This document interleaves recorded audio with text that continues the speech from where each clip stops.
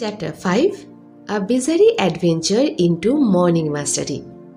পঞ্চম অধ্যায়ে কাহিনী এক নতুন দিশা নেয় যখন হোমলেস বিলিয়নিয়ার উদ্যোগপতি ও শিল্পীকে এক অসামান্য ও রোমাঞ্চকর যাত্রায় নিয়ে যান।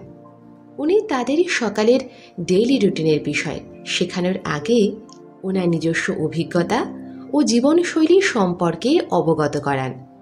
হোমলেস বিলিয়নিয়ার তাদেরকে এটা বোঝান যে সকালের প্রথম 1 ঘন্টা, বিশেষ করে 5টার সময়, দিনের সব থেকে গুরুত্বপূর্ণ অংশ।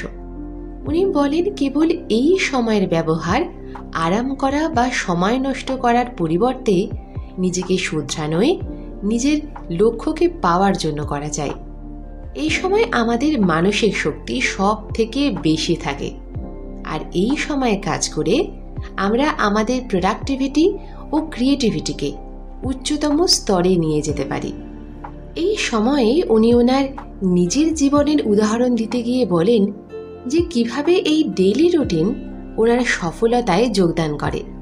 উনি সকাল 5টায় ওঠার অভ্যাস করে ওনার নিজের মানসিক ও শারীরিক এবং ভাবনাত্মক স্বাস্থ্যে অসাধারণ পরিবর্তন নিয়ে এসেছিলেন।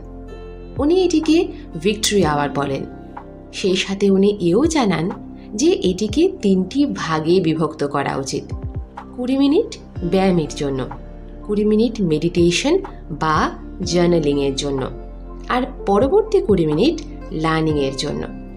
এই অধ্যায়ের মুখ্য মেসেজ হল সকালের সময় আপনার গোটা দিনের ভিতের ন্যায়, তাই এটিকে সঠিকভাবে ব্যবহার করে আপনি আপনার জীবনে বড় পরিবর্তন নিয়ে আসতে পারেন।